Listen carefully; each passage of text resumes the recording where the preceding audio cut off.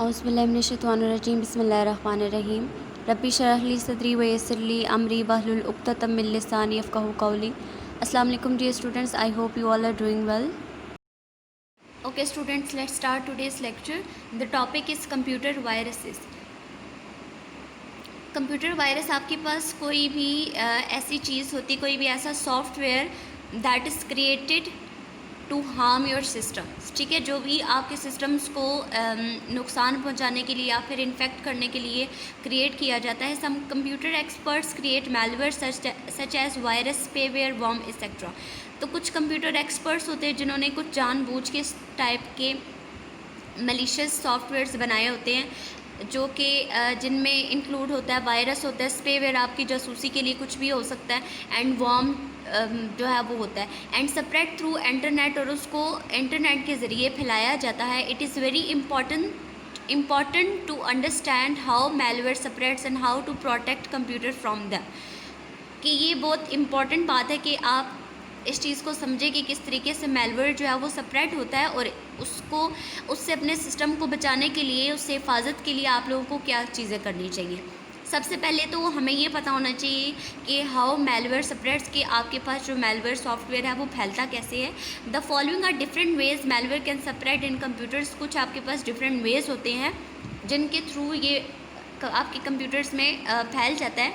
The first one is infected flash drives और CDs.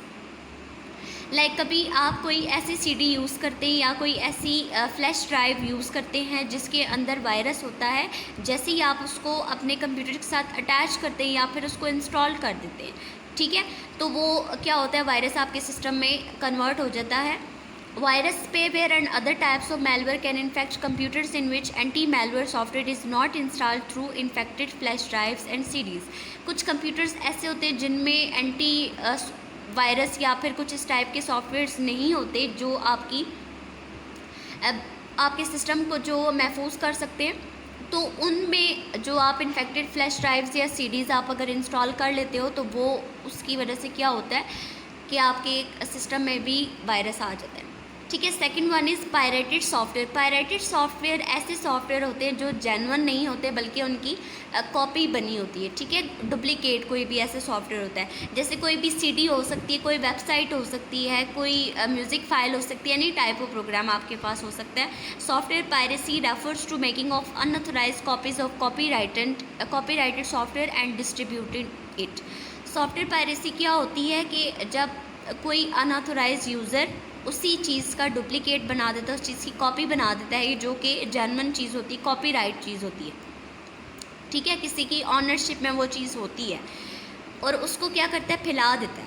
Pirated softwares on CDs is a very common source of spreading malware on computers because these are often infected.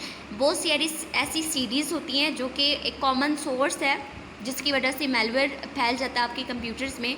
क्योंकि mostly जो duplicate CDs होती हैं, जैसे आप कोई cartoon की CDs, movies की सीडीज़, किसी एंटीवायरस की या फिर किसी प्रोग्राम की सीडी, किसी भी टाइप की सॉफ्टवेयर की सीडी है, तो वो जब तक जेन्युइन ना हो तो वो हार्मफुल होती है फॉर योर सिस्टम.